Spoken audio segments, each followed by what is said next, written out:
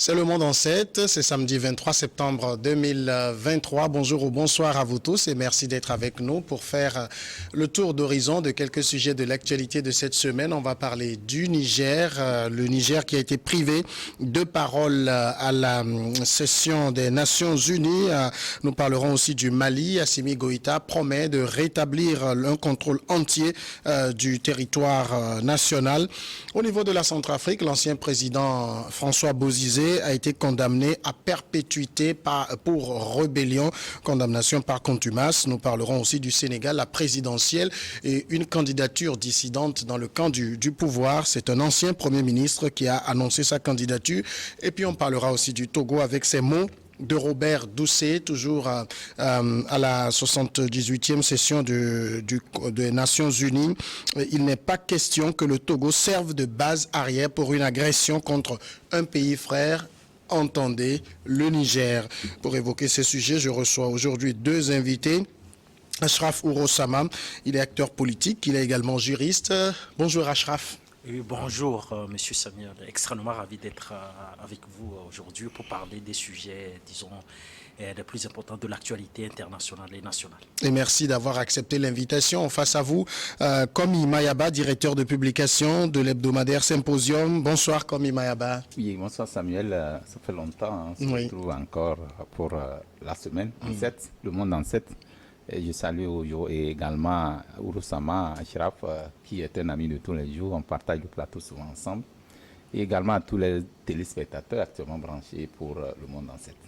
Merci beaucoup, merci d'avoir accepté notre invitation. Merci. On commence donc tout de suite avec le Niger. Le pays n'a pas pu prendre la parole à la 78e session des Nations Unies. La réunion s'est déroulée comme c'est le cas tous les ans. On espérait que le Niger puisse parler, mais en raison de la situation politique dans le pays, le Conseil de l'ONU n'a pas accepté donc que le Niger prenne la parole. Voilà que ce qui n'est pas digéré par les autorités militaires de la transition. Nous allons écouter cet extrait et revenir pour le débat. Avec la complicité de la France et des deux chefs d'État francophones de la CEDEAO, le secrétaire général des Nations Unies s'est fourvoyé dans l'exercice de sa mission en faisant obstacle à la pleine participation du Niger aux travaux de la 78e session de l'Assemblée générale de l'ONU. Le Conseil national pour la sauvegarde de la patrie, CNSP, et le gouvernement de la République du Niger prennent à témoin la communauté nationale et internationale quant aux agissements perfides du secrétaire général de l'Organisation des Nations Unies, Antonio Guterres, qui sont de nature à saper tout effort de sortie de crise de notre pays, le Niger. Monsieur Guterres a non seulement refusé de prendre acte de la liste officielle des délégués de la République du Niger à la 78e session de l'Assemblée générale, mais surtout a accédé à la demande fantaisiste de l'ex-ministre des Affaires étrangères, Hashmi Massaoudou, tendant à révoquer le représentant permanent du Niger auprès des Nations Unies. Voilà donc les mots du colonel-major Amadou Abdrahman. On comprend le CNSP, Ashraf Ourosama n'est pas très content, mais j'aimerais d'abord ouvrir ceci. On va aller peut-être sur un terrain de droit. Oui. Est-ce que l'ONU est en droit de refuser la parole à un État membre, quelle que soit la situation politique de cet État-là? Oui, disons que en droit international, effectivement, une institution comme les Nations Unies, qui incarne, disons, le multilatéralisme à l'échelle internationale, a le droit de refuser la parole à un État, mais dans des circonstances exceptionnelles. Dans le cas d'espèce, c'est que vous avez deux candidatures concurrentes aux Nations Unies qui souhaitent prendre la parole. Et on dit en cas de réception, disons, des lettres de créance de deux États membres, le secrétaire général doit envoyer à la commission de vérification des Nations Unies pour voir qui est habilité réellement à prendre la parole aux Nations Unies.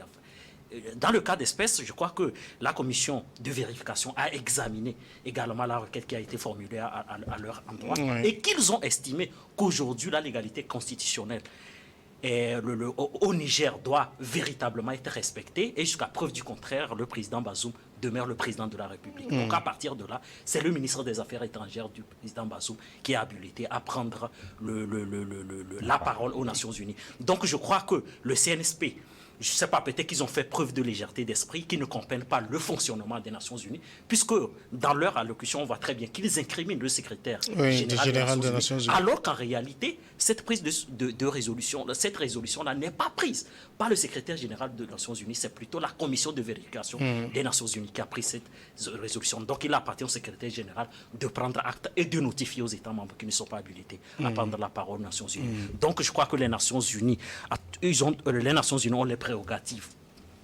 disons du point de vue textuel, de refuser, disons, au CNSP la prise des paroles aux Nations Unies aujourd'hui. Alors, dans le cas d'espèce également, il y a un représentant permanent du Niger au niveau des Nations Unies.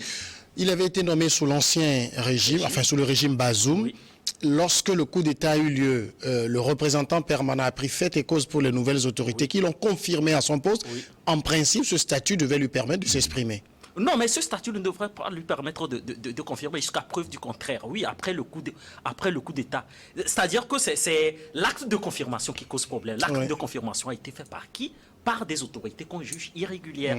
Donc à partir de là, si cet acte de confirmation a été confirmé par les autorités irrégulières, les Nations Unies prennent acte et qu'ils estiment qu'aujourd'hui que la légalité constitutionnelle et internationale ne reconnaît pas ce représentant des Nations Unies. Donc c'est pour cette raison qu'ils ont pris la résolution de le révoquer. Alors, comme Mayaba, vu sur cette perspective, est-ce que vous comprenez la colère du CNSP aujourd'hui?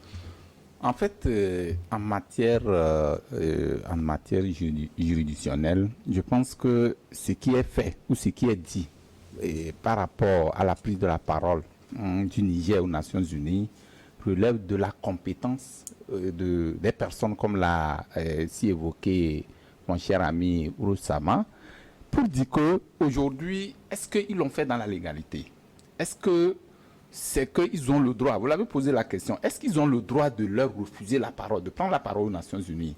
Si oui, pourquoi? Donc il faut chercher à aller dans le tréfonds de la question pour comprendre véritablement quelles sont les raisons qui motivent le refus du Niger à prendre la parole au Conseil de sécurité, enfin aux Nations Unies. Donc aujourd'hui, je pense que quelles que soient les raisons qui seront évoquées, à mon avis, je crois qu'il y a quelque part, j'appelle ou je peux appeler cela deux poids deux mesures. Parce que c'est vrai, aujourd'hui, quoi qu'on dise, le Niger, nous le disons, c'est un coup d'État. Actuellement, les nouvelles autorités nigériennes sont dans une irrégularité pour dire que ce n'est pas une élection qui les ont portés au pouvoir. Donc, c'est un coup d'État. Alors, il y a une transition qui est en train de gérer. C'est pourquoi, justement, dans l'appellation, on ne l'appelle pas président de la République. On dit président de la transition. Cela voudrait dire qu'il gère une crise, on organise une élection et maintenant on met quelqu'un qui est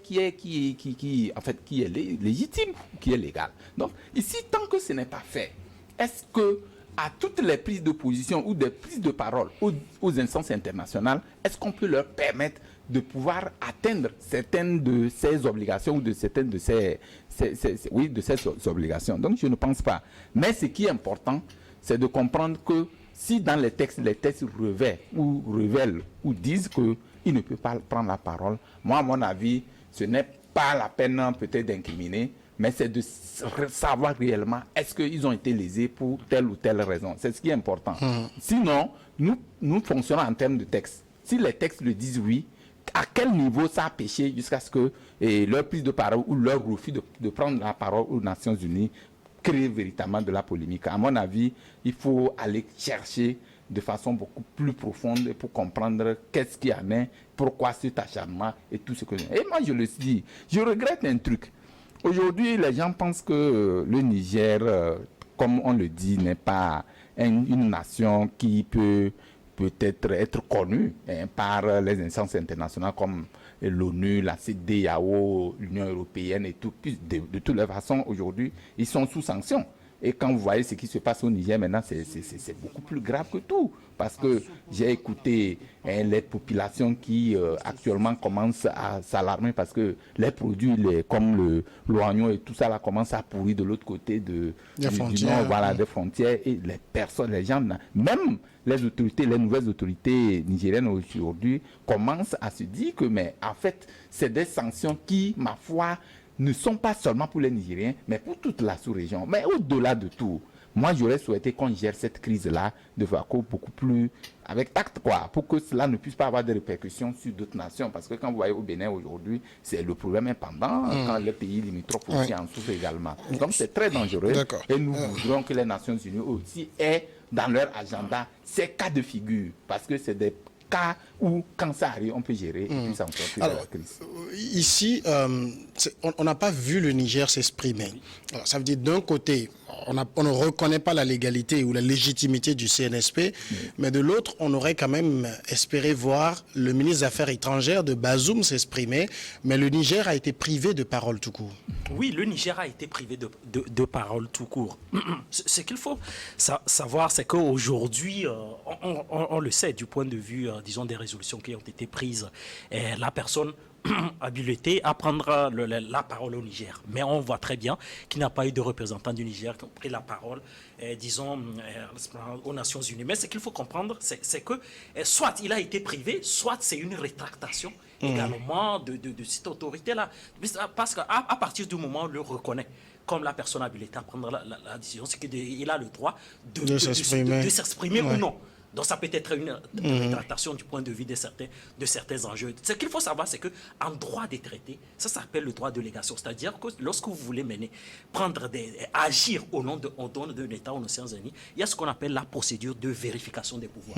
C'est-à-dire on vérifie des pouvoirs pour voir si vos agissements sont de nul effet ou bien vos agissements engagent la responsabilité, de l'État. Donc on a vérifié, parce que ce sont des plénipotentiaires, Donc on a vérifié s'ils sont habilités ou s'ils ont reçu des pleins pouvoirs de l'État originaire qui formule la requête. On voit très bien que la requête formulée par le CNSP n'a pas été respectée. Donc, ce qu'il faut savoir, c'est qu'en droit international, il y a ce qu'on appelle le gouvernement de juré, c'est-à-dire du point de vue du droit, et le gouvernement de fait. Jusqu'à preuve du contraire, pour les Nations Unies, c'est un gouvernement de fait, parce qu'ils ne sont pas accédés au pouvoir par les modalités constitutionnelles de dévolution du pouvoir, que sont les élections. Donc, à partir de là, ils ne sont pas habilités à prendre la parole aux Nations Unies. Et donc, c'est-à-dire que quand j'ai parlé des lettres de créance, parce qu'il y a quand même deux requêtes concurrentes. Il y a la Charte des Nations Unies, il y a également le règlement intérieur des Nations Unies.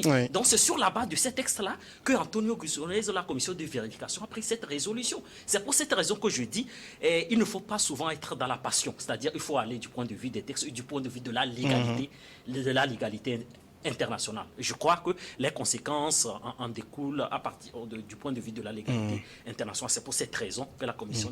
Alors, en même temps, j'ai envie de dire aussi que on a vu s'exprimer, par exemple, le colonel Mamadi Doumbouya, qui non plus n'est pas élu. Ça veut dire quoi? Dans le cas du Niger, c'est parce que Bazoum n'a pas encore officiellement démissionné? Oui, effectivement. Ça, il faut le dire. C'est le coup d'État le plus récent, déjà. Factuellement, c'est le coup d'État le plus récent. On a aujourd'hui une affaire qui est pendante devant la Cour de justice de la CEDEAO. Parce que l'ancien président estime être séquestré. Séquestré. Il n'a pas encore officiellement donné sa démission. Vous avez la Cour de justice de la CEDEAO qui demande le mémoire au CNSP de répondre pour qu'on puisse avoir un procès, qu'on puisse avoir une sentence juridictionnelle dans ce sens-là. Donc, jusqu'à preuve du contraire, du point de vue du droit, quoi qu'on le dise, Bazoum demeure le président de la République. Alors que dans les autres cas, même si ces cas-là, pour moi, constituent des cas de mauvaise jurisprudence, dans ces cas-là, on considère que Doumbouya ou Ibrahim Traoré expédient les affaires courantes de leur pays, même si on peut trouver des choses à dire sur la légalité constitutionnelle ou de leur accession au pouvoir, mais c'est eux qui expédient quand même les affaires courantes du pays. Alors que dans le cas du Niger, ce n'est pas le cas. Donc, je crois que le CNSP aujourd'hui essaie quand même de convaincre à l'échelle internationale, mais on voit que l'opération de séduction ça ne marche pas. Ne marche pas. C'est justement ça, parce qu'on a, quand on voit la réaction du colonel-major, on comprend que le CNSP voulait profiter aussi de cette tribune pour s'exprimer, pour parler, pour donner son point de vue. J'ai envie de dire que dans cette bataille diplomatique, pour le moment, c'est Bazoum qui l'emporte. Oui, bon, en fait, c'est vrai, c'est Bazoum qui l'emporte du point de vue texte. Du point de vue textuel, c'est Bazoum qui l'emporte. Maintenant, voyons la vérité en face. Moi, c'est ce que je voudrais. C'est vrai, les textes sont là, c'est nous qui les avons élaborés, c'est nous qui les avons. Mais la réalité endogène, là, il faut qu'on le mette pas de côté, en fait. Aujourd'hui, et les textes disent que Bazoum n'a pas encore démissionné. Pour le moment, il demeure président. Oui. Bon, enfin. Et il y a aussi une classe ou une jointe où les nouvelles autorités, bon, parce que les gens sont allergiques à le mot jointe, c'est... Voilà. Donc, il y a certaines personnes ou certains militaires qui ont décidé de mettre fin au pouvoir de Bazoum. Bazoum dit non, je ne démissionne pas. Soutenu par justement les Nations Unies, soutenu par l'Union européenne, soutenu par les instances sous-régionales, notamment la CEDEAO, l'Union africaine et tout ce que vous connaissez. Et donc jusqu'au point où on veut en découdre avec même le peuple nigérien. C'est-à-dire quoi? Quand on parle d'une intervention militaire au Niger, cela ne voudrait pas que cette intervention militaire ne va pas viser que les nouvelles autorités nigériennes. Ça va avoir un impact réel sur toute, d'ailleurs même sur toute la sous-région, le corridor qui est là. Et puis aujourd'hui, le danger dans ça, c'est de voir la réalité et de trouver d'autres mécanismes de résolution de la crise. Maintenant, si nous sommes dans le cadre des textes et tout, je pense que nous allons nous rester dans ce champ-là et véritablement rien ne va bouger. Moi, j'aurais souhaité que aujourd'hui, pour une instance comme l'ONU, les tests, c'est la dictature des tests. Oui, je suis d'accord. Mais ce qui est important, comme nous le disons, qui maintient ou qui actuellement ailleurs ça s'est passé, mais on a contraint d'autres présidents à démissionner. Comme vous prenez le cas du Niger, enfin du Mali, de la Guinée. De la Guinée également. On a contraint des présidents de ces institutions internationales aussi, on contraint à ce qu'il y ait quand même une dévolution du pouvoir, même si ce n'est pas de façon légale, en attendant de gérer les affaires courantes.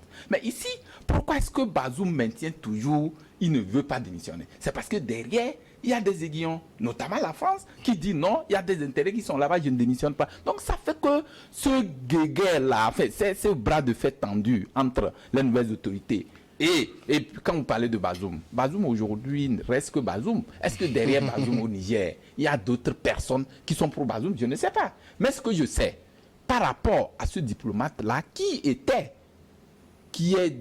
aux Nations Unies là-bas, qui est reconnu, en principe, on ne devait pas leur refuser la parole. Du moment où, ou bien, carrément, on lui dit non, il faut replier, ou on finit avec vous replier jusqu'au jour où vous allez vous rentrer dans les tests que vous nous envoyez quelqu'un. Alors, il est là-bas sous qui? C'est sous Bazoum ou c'est sous les nouvelles autorités nigériennes? Donc, la question reste un peu mitigieuse et puis je pense qu'il est important, moi à mon avis, il est important que nous quittions les clichés de textes. C'est vrai que les Nations Unies ne badinent pas avec les textes comme d'ailleurs partout ailleurs. Donc, aujourd'hui, moi je vois que pour le bien-être du peuple malien, enfin du peuple nigérien, pour le bien-être même de la sous-région ouest africaine, pour même le bien-être des Nations Unies, même que sais-je encore, il est important qu'ils aident à ce que cette résolution-là, puisque les nouvelles autorités puissent quand même prendre le pouvoir de façon factuelle, enfin, pour gérer les affaires courantes, pour que nous puissions rentrer dans une phase de résolution de crise ou de dévolution du pouvoir par la voie légale. Non, mais je crois que je comprends l'inquiétude de M. Mayaba, mais moi je crois qu'il faut faire très attention. Moi je suis très très très attaché au test. Oui, c'est vrai qu'on peut accuser les juristes d'être très attachés au test, mais je suis désolé. C'est-à-dire qu'aujourd'hui, nous connaissons une instabilité.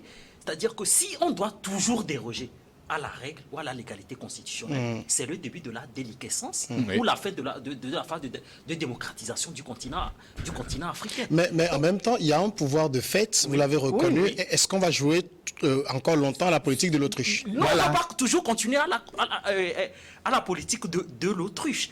Aujourd'hui, par exemple, M. Mayaba invoque la France en disant aujourd'hui pourquoi Bazoum refuse de démissionner. Mais Bazoum, jusqu'à preuve du contraire, on peut toujours trouver des choses à dire sur l'accession du pouvoir à Bazoum. Mais nous sommes dans une démocratie représentative où un président de la République a été élu au suffrage universel direct. Aujourd'hui, c'est un coup d'État contre la souveraineté populaire. C'est vrai, on parle des manifestations, on peut se poser la question, est-ce que ceux qui manifestent aujourd'hui sont représentatifs de l'opinion nationale? Il y a également des soutiens également de Bazoum, quoi qu'on dise. Donc, d'autres estiment qu'il faut le restaurer dans ses fonctions, mais le texte quand même joue quand même en sa faveur. Aujourd'hui, si Bazoum venait à, disons, démissionner officiellement, 5 ans plus tard, il peut même contester ses aveux. Parce qu'on peut estimer que c'est de l'extorsion. Et vous le savez très bien en droit, lorsque vous recevez quand même des aveux de quelqu'un sous le coup de la contrainte, la justice peut revenir sur cette décision. Donc, c'est pour dire que c'est extrêmement difficile. Aujourd'hui, moi, je crois qu'il faut trouver une solution négociée. On doit pouvoir discuter avec Bazoum. Et voilà, parce qu'aujourd'hui, vous avez des procédures judiciaires également qui sont déclenchées à son encontre. Pourquoi ne pas être souple? Parce que le Bazoum également craint l'après-règne Bazoum. Parce qu'il y a une purge judiciaire également qui ne dit pas son nom. Donc je crois qu'il faut être dans une solution concertée pour trouver une solution parce que c'est la stabilité vraiment de la souveraineté. Non, en fait, vous savez, il y a ce même cas de figure qui s'est présenté récemment, je crois, au Gabon, où, juste après la programmation des élections, les militants ont pris le pouvoir. On en est où avec? Est-ce qu'il y a un acharnement inouï à l'encontre des nouvelles autorités gabonaises? Comme cela, on le voit actuellement au Niger. C'est pourquoi nous disons, quand il y a une situation de ce genre qui se présente, nous ne faisons pas la caution.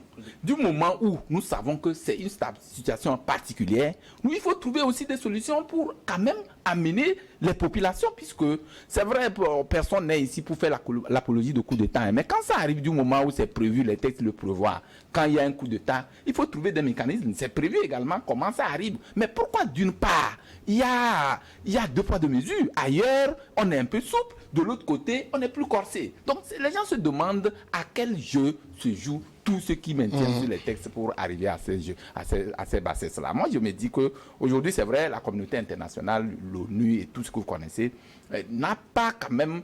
Et ne peut pas donner quitus au Niger de venir quand même s'exprimer comme un État légal. Ça, je suis d'accord. Maintenant, si ailleurs ça se fait, et puis qu'on trouve des mécanismes pour pouvoir permettre à ces États de pouvoir s'exprimer et gérer les affaires courantes, on pouvait le permettre également au Niger. Pourquoi est-ce que depuis là, le cas Niger devient un cas typique comme ça ne s'est jamais passé ailleurs? C'est la question, la grande interrogation. Et ça fait partie aussi de ce que disait le colonel-major Amadou Abderrahmane, qui disait que ça retarde les efforts de résolution de la crise aussi. Oui, non, mais ça retarde les efforts de résolution de la crise. Mais en réalité, qui est à l'origine de la crise? Il faut dire les choses telles que sont. S'il n'y avait pas de coup d'État, il y aurait... Non, parce que le coup d'État est intervenu justement parce qu'il y a une situation qui devait amener à ce coup d'État. C'est là, donc il y a des motifs légitimes. Oui, en fait, on peut pour évincer un président de la République démocratiquement élu. À un moment donné, je crois que dans l'institution sous-régionale, il faut arrêter l'hémorragie. Non, je suis d'accord. Parce que si après, demain, on constate un coup d'État, qu'est-ce qu'on nous dira? On doit déroger aux règles, on doit reconnaître le gouvernement. Non. On doit déroger aux règles, jusqu'à quand? À un moment donné, il faut arrêter l'hémorragie. Mon cher ami, à un moment donné, il faut arrêter l'hémorragie. Il y a une situation que vous oubliez. Oui. Actuellement, nous sommes là, on est là en train de condamner les coups d'État. Oui. Certes, c'est normal. Oui, je suis d'accord. Condamner les coups d'État et trouver des motifs légitimes à ces coups d'État. Ce qu'on devait peut-être préconiser, d'ailleurs, c'est de tout faire pour prévenir les coups d'État. En fait, c'est la vraie question. Parce que c'est un peu ce que disait le colonel Mamadou Doumbouya quand il s'exprimait à la tribune. Oui. Les causes qui amènent à ces coups d'État, il faut s'attaquer à cela. Il s'agit que soit celui qui sera... Mais Bazoum a été élu démocratiquement. Si vous partez sur des principes de démocratie, ça ne va pas résoudre le problème parce que ailleurs, les gens que vous estimez, ils sont élus démocratiquement, le lendemain, ils vont trahir le peuple. Alors, si on trahit le peuple, le bon sens voudrait qu'on attende une échéance pour ne pas lui accorder encore la faveur du peuple, ne lui refuser sa faveur.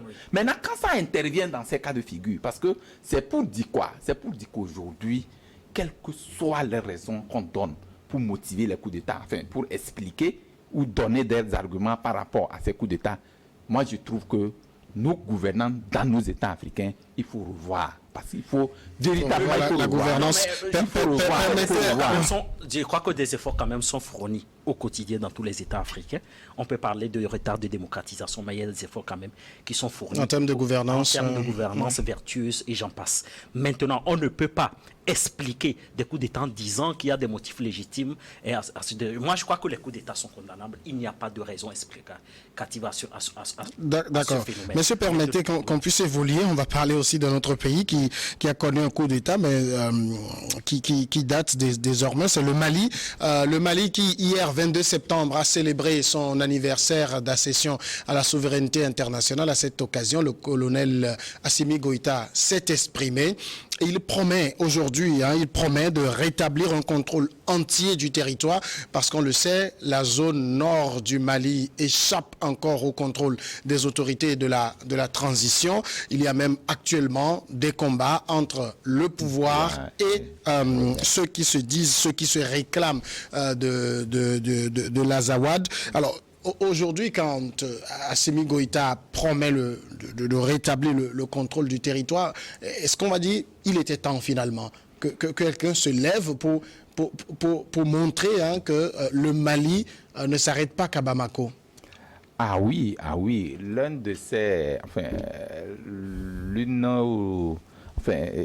des arguments phares que Assimi Goïta avance, c'était en venant au pouvoir, c'était justement une partie du territoire malien qui est repris par les Azawad. Et aujourd'hui, il faut forcément que tout le territoire malien appartienne aux autorités maliennes. Donc, je pense que dans ce schéma, il est important qu'ils mettent tout en œuvre pour que cette question de perte de territoire ou cette question de guerre entre l'armée régionale et les Azawad, tout ce que nous connaissons pour la déstabilisation d'un État, que cela puisse arriver. Parce que l'objectif premier de l'arrivée de Assimi Goïta et son gouvernement au pouvoir aujourd'hui, c'est de faire en sorte que ce qui a été à l'origine de la déstabilisation du Mali depuis un moment, cela ne puisse être au rendez-vous. Et pour ce faire, je crois qu'il a le devoir, quand il dit par exemple qu'il fera tout pour avoir tout le contrôle du territoire malien, cela voudrait dire qu'il leur faut des moyens. Or, quand vous prenez les terroristes, quand vous prenez tous les terroristes aujourd'hui, c'est un phénomène qui est parti pour longtemps. Ce n'est pas du jour au lendemain, on va finir avec le terrorisme. Et donc, moi, je pense que les forces coalisées, les forces mises ensemble, je pense que ça peut aider un tout petit peu. Souvenez-vous récemment, lorsque son approche avec, je crois, la Russie, ils ont eu un arsenal très bien outillé, très bien garni, et qui puisse lui permettre justement d'aller contre ces terroristes-là. Aujourd'hui, ce qui fait mal, et tout le peuple malien est en train de peut-être saluer, c'est que du moment où il y a un effort comme ça qui est en train d'être fait dans un État, au lieu de l'accompagner, les gens trouvent des subterfuges pour justement mettre encore enfoncer le clou tout droit dans la plaie. Et donc c'est dommage. Le rôle régalien que devait quand même avoir ces chefs d'État de la sous-région comme la CEDEAO, c'était de pouvoir accompagner les États qui font des efforts dans la lutte contre le terrorisme. Vous savez, et moi je l'ai dit une fois, j'ai dit, il n'arrivera un jour que les gens seront obligés de négocier avec les terroristes. Parce que ce que nous appelons les terroristes aujourd'hui, c'est une guerre asymétrique, certes, mais c'est nos propres parents, nos propres frères qui prennent des armes contre ses propres frères. Ça, il faut aller peut-être demander pourquoi ils le font. Dans le premier temps, ils le font. Maintenant, si nous allons rester dans les batailles rangées pour dire non, ça là, on ne va pas tolérer, c'est des bains de sang inutiles. Donc, à mon avis, quand on donne quand on fait des déclarations de ce genre, ça doit être des déclarations qui doivent être réfléchies. D'abord, ce qu'il dit, c'est un souhait. Parce que s'il a tout le contrôle du territoire, ça doit être avec la bénédiction, justement, des États concernés. Enfin, pas des États, avec la population. Et puis, les puissances qui veulent appuyer pour que le terrorisme... Mais moi, je vois, pour terminer, je vois qu'aujourd'hui, les États aussi qui accompagnent ne sont pas prêts à aider le Mali pour que cette question d'instabilisation-là puisse finir dans le pays. Mais là, on est au Mali. Oui. Est-ce que j'ai envie de dire, l'intégrité territoriale se négocie? Oui, ailleurs, oui, je le dis oui, parce que vous avez des individus oui. Qui se réclameraient de quelque soutien que ce soit et qui veulent faire sécession. Mais moi, je vois plutôt qu'il faut mater cette rébellion-là. Ah oui, c'est un danger permanent, comme vous le dites, parce que prenez le cas de RD Congo avec les forces outils et puis justement. Donc, vous savez, il y a un véritable problème, parce que quand quelqu'un dit que c'est comme ça, que ça ne freine pas, à un moment donné, vous avez changé, vous avez eu un plan A qui n'a pas marché, il faut le plan B. On a quand même les accords d'Alger qui ne marchent pas non plus. Oui, qui ne marchent pas parce que c'est les accords d'Alger. Donc peut-être parce que l'État s'est montré faible. Aujourd'hui, il faut un État fort qui fait la guerre, qui mate la rébellion, qui montre sa supériorité, qui maintient aujourd'hui. Attends, Samuel, vous êtes sûr qu'aujourd'hui, dans ce champ de Big Bang là, où chacun doit aller de force là, on peut résoudre avec cette question de terrorisme? Bon, je vais écouter aussi Achraf sur la question. Oui, est-ce que, parce que le Assimi Goïta le dit, le Mali va recouvrer sa souveraineté sur l'ensemble du territoire national. C'est bien de le dire, c'est un militaire qui le dit, donc moi je vois la solution militaire. Oui, mais la solution militaire, constitutionnellement, il est le chef suprême des armées, donc il est le garant de l'intégrité territoriale, il a l'obligation d'assurer l'intégrité territoriale du Mali. Maintenant, est-ce qu'il a les moyens de sa politique? C'est la question qu'il faut se poser. Déjà, le fait de le dire solennellement en 63e anniversaire de la République malienne prouve qu'il est conscient quand même des difficultés sur le terrain. Ce qui veut dire qu'il y a eu également des efforts. Voilà, oui, des efforts, mais ce qui veut dire qu'il y a une détérioration de la situation sécuritaire aujourd'hui et qu'il faut prendre des mesures appropriées. Vous avez parlé du terrorisme, vous avez parlé également des groupes également qui se réclament sécessionnistes, qui veulent également, disons, sceller la partition du pays. Et donc on est dans un cadre de relations conflictuelles permanent qui ne dit pas son nom. Je crois que par exemple, nous avons une nouvelle constitution qui a été plébiscitée, certes et adoptée, mais je crois que le Mali ou le Assimi Goïta et son gouvernement aussi ont raté un peu le coche. Moi, je dis aujourd'hui, si on veut vraiment combattre le terrorisme, on n'a plus besoin d'avoir des ennemis de l'intérieur. Et qu'il faut aujourd'hui résorber tous les problèmes, disons, nationaux. Maintenant, dans cette nouvelle constitution, j'aurais bien voulu qu'on réfléchisse suffisamment sur la forme de l'État, parce que c'est cette forme de l'État-là, aujourd'hui, qui ne fait pas l'objet de consensus. On a aujourd'hui un État décentralisé, un État unitaire décentralisé qui ne fait pas l'unanimité. Vous avez les sécessionnistes qui estiment qu'aujourd'hui, qu'il faut évoluer vers le fédéralisme où les États fédérés auront beaucoup plus d'autonomie. Et donc, même à défaut même de la constitution d'un État fédéral, on pourrait également évoluer vers une sorte d'État régional. Vous avez aujourd'hui la Suisse ou l'Italie également, qui sont dans ce cadre-là. En fait, en réalité, les mouvements sécessionnistes ne datent pas d'aujourd'hui.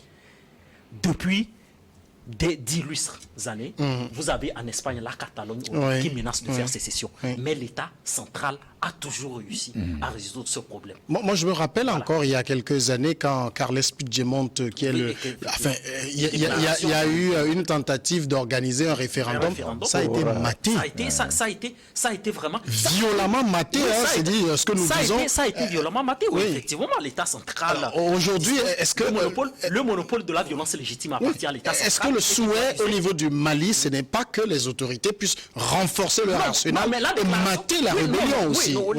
La déclaration de Puigdemont, oui, certes, le gouvernement a été même en exil, a été maté, mais il y a eu quand même un règlement constitutionnel également qui ne dit pas son nom. C'est ce que je dis, c'est-à-dire que c'est toujours bien le monopole de la violence légitime appartient à l'État central. Il peut user de tous les moyens pour restaurer l'intégrité territoriale, mais il faut également un mécanisme constitutionnel qui permet également de donner satisfaction à toutes ces revendications-là. C'est pour cette raison que dans cette nouvelle constitution, j'aurais bien voulu qu'on revoie un peu la forme de l'État, même si d'autres estiment que la constitution d'un État fédéral malien peut être suicidaire, parce qu'on peut trouver encore des raisons pour faire partition. Aujourd'hui, au Cameroun, également, vous avez également des mouvements sécessionnistes également.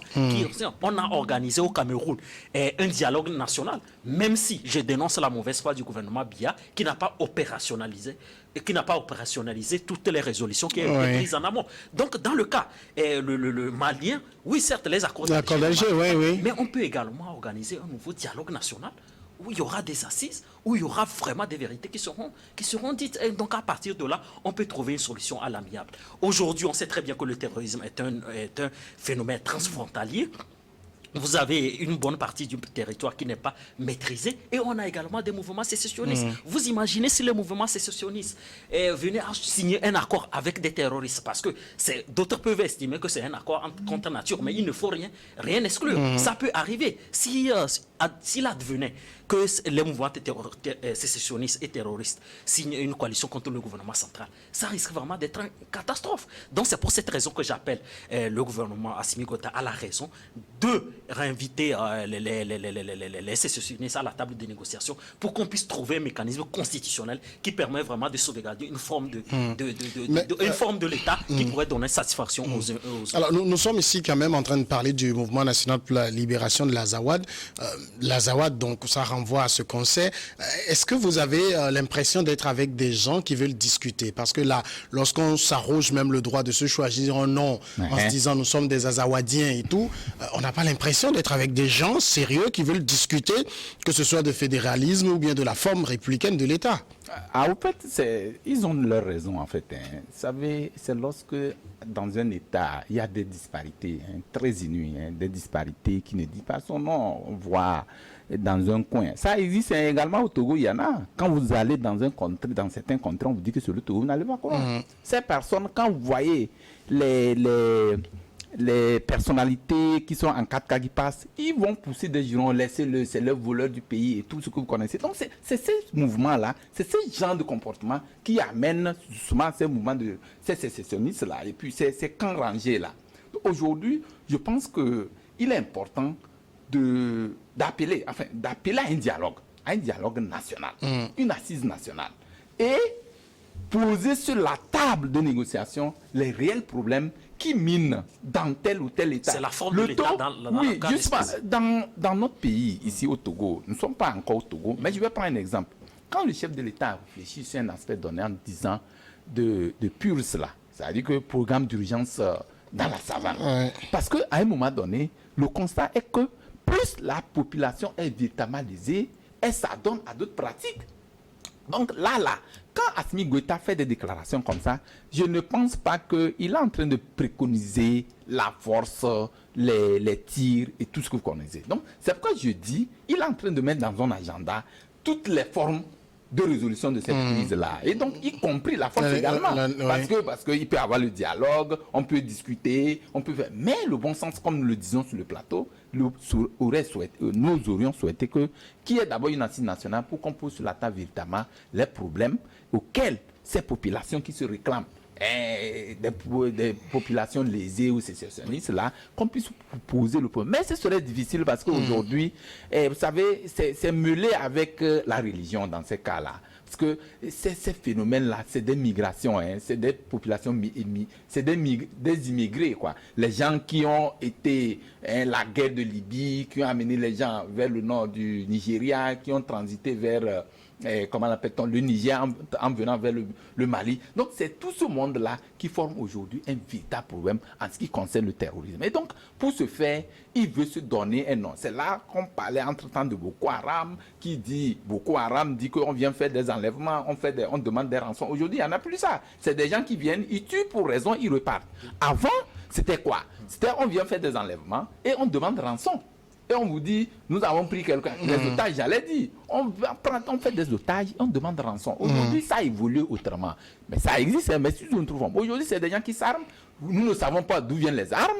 Et derrière ces armes, aujourd'hui, ça capte partout. Vous venez, vous trouvez un plan A. Le plan A échoue, le plan B marche. Nous sommes unanimes sur un point. C'est-à-dire que le gouvernement malien ne dénie pas la nationalité malienne, disons, tout ce qui constitue cette nébuleuse-là, l'Azawad. C'est pour cette raison que je dis, on peut, comme il a parlé des disparités, on ne peut pas avoir une politique d'uniformisation des pays. C'est pour cette raison qu'on peut créer, c'est-à-dire que pour reformer la forme de l'État, on peut créer quand même des régions avec des statuts particulier. On sait très bien que la Corse, par exemple, en France, a un statut particulier. Alors qu'on sait très bien que la population corse est d'origine italienne. Mais qui a également dans un État. Non, ça ne fait pas un État. C'est ça que les gens craignent. Non, parce que ça ne fait pas un État. La Corse fait partie intégrante de la France. France. C'est la République française. La Catalogne a un statut particulier, mais c'est la République française. Il y en a un peu partout. C'est pour cette raison que je dis, on peut sauvegarder les spécificités de toutes ces régions-là, tout en réorganisant la forme de l'État, mais en leur créant quand même des statuts particuliers, mais créant quand même un mécanisme constitutionnel qui permettent de prévoir ou de résorber à l'avenir des dérives qui pourraient... Alors, pendant que nous disons également cela, on sait que la MINUSMA est en train de se retirer de ses bases, par exemple à Kidal, à Guelok, Tessalit ou à Douenza, et l'armée malienne veut occuper ces positions alors que les sécessionnistes estiment que c'est à eux d'occuper ces sécessions. Si on va aller sur toutes ces considérations-là, c'est là où moi je dis, bon, à la guerre, allons à la guerre. Là. Oui, mais à la guerre, c'est une incertitude également qui ne dit pas son nom. Parce que quoi qu'on lui dise, l'État malien n'est pas certain aussi de gagner cette guerre.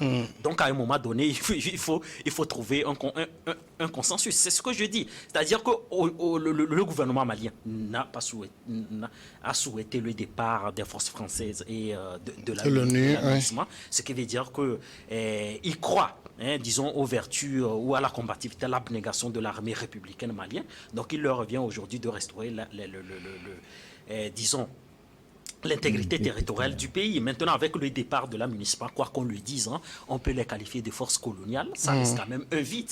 Il doit pouvoir quand même anticiper et pouvoir occuper ces terrains. Vous l'avez dit. Vous avez tous ces mouvements-là qui ont déjà une idée d'occuper tous ces espaces-là. Si Assimi Goïta vraiment veut restaurer l'intégrité du territoire, il doit pouvoir se donner vraiment les moyens de sa politique. Sinon, ce sera un véritable naufrage. Alors, dernière question sur le sujet, c'est pas non plus des moindres. En février 2024, Assimi Goïta est censé quitter le pouvoir. Nous sommes en septembre, on a encore quelques mois, on ne donne aucun signe d'élection qui se prépare et tout. Est-ce que ce militaire qu'on a vu en veste tout récemment, comme moi aujourd'hui, n'a pas envie de poursuivre le bail? Avoir envie, moi je pense que c'est une question de mission. Il est là pour une mission. Oui, mais il est censé partir en février 2024. Oui, selon la charte de la transition. Je parle de la charte de la CEDEAO, qui est même, à mon avis, caduque. La CEDEAO, la mission de la CEDEAO ne sont plus au rendez-vous au niveau de ces États, parce que à un moment, le Mali même ne tient plus compte des décisions de la CEDEAO. Bon, voilà, mais demeure toujours membre de la CEDEAO. C'est le paradoxe, en fait. Et moi, ce que je dis par rapport au départ ou non d'Assimi Goïta à la tête du Mali en 2024. Non, c'est dit, il faut organiser des élections, transmettre le pouvoir à transmettre le pouvoir à des civils. Vous savez, je l'ai dit ici, sur ce plateau, que le temps de donner un moratoire ou peut-être un calendrier pour laisser le pouvoir aux civils, à mon avis, n'est pas une bonne méthode. C'est-à-dire que vous envisagez, ça peut être des prévisions. Au cas où vous n'arrivez pas à résoudre ces problèmes-là, qui amènent souvent à cette déstabilisation, vous allez faire comment?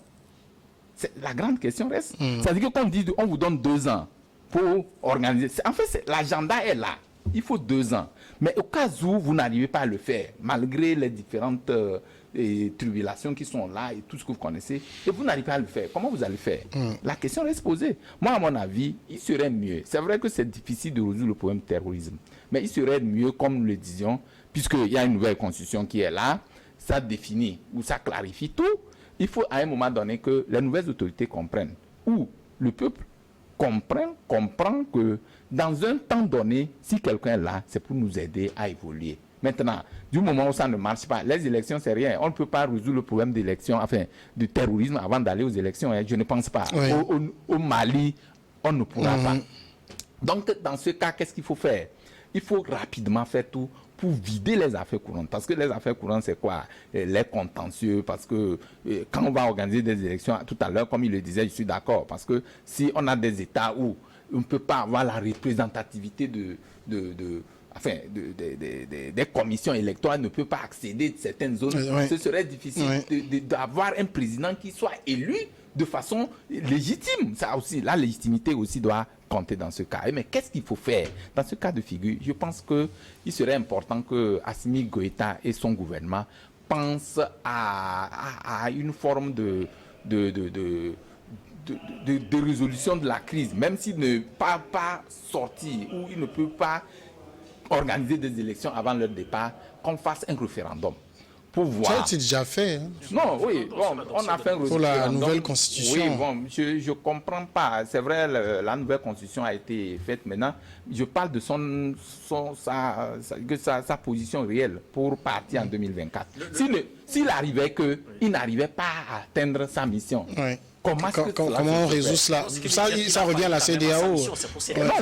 Ça, il reviendra à la CEDEAO de décider après. Non, mais monsieur Madaba, non, je crois que lorsqu'on appartient à une institution sous-régionale, on se doit de respecter rigoureusement ce que stipulent les textes. Je suis désolé, à la suite d'un coup d'État, l'institution vous impose une charte. Non, l'institution n'est pas au-dessus de l'État. Non, je suis désolé, l'institution n'est pas au-dessus de l'État. L'État est souverain. Non, l'État est souverain. Oui. Mais il y a quand même des compétences partielles. Oui, je suis d'accord. Lorsque vous appartenez à l'institution sous-régionale, c'est que vous noyez une partie de votre souveraineté. Je suis d'accord.